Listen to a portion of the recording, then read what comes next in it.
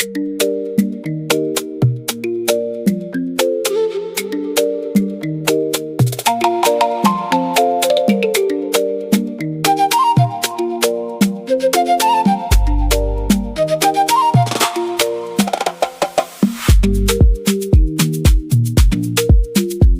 wewe ni afisa usafirishaji na kanisa letu lina washukuru maafisa usafirishaji kwa kuwa wanatuletea washirika hapa.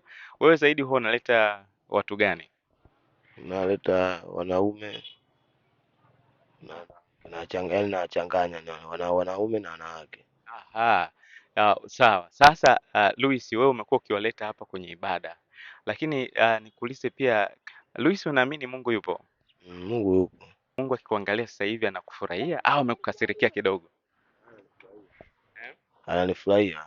Aha, sawa. Sasa nataka nikupe kamtihani kadogo hivi kwamba ili kusudi unaamini kuna jehanamu na mbinguni?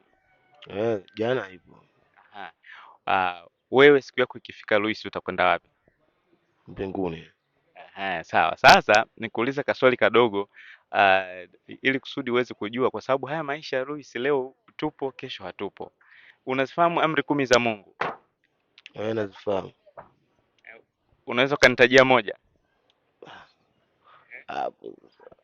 Sawa. Si unajua kusema uongo ni dhambi? Uongo dhambi. Toka umezaliwa Luis mpaka leo umesema uongo mara ngapi? Uongo mara kibao nimesema. Amri ya 8 inasema usiibe. Toka umezaliwa umewahi kuchukua chochote kisichokuwa cha kwako bila kujali gharama yake, hata kama ni kalamu? Nimechukua.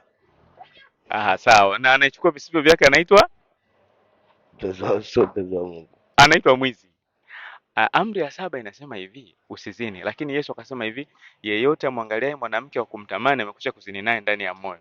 Umewahi kumwangalia mwanamke wa kumtamani? Sijawahi kumwangalia. Sijawahi kumwangalia. Mara ya mwisho kuangalia picha za ngono ilikuwa lini?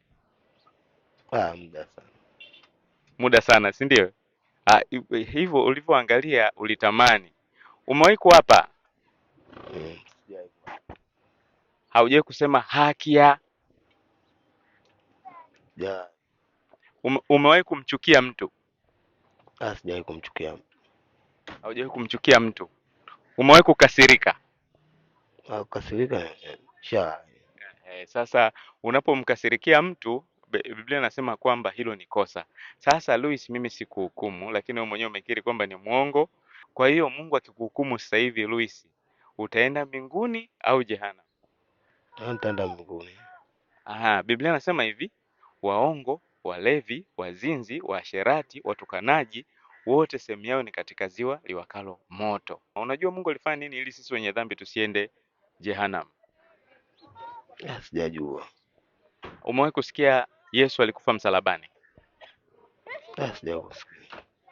Yesu alikufa msalabani ili kusudi sisi tupate wokovu.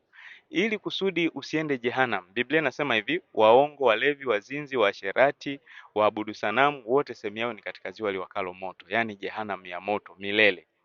Ili usiende huko unatakiwa kutubu dhambi zako na kisha kumpa Yesu maisha yako. Kwa maana nyingine kuokoka.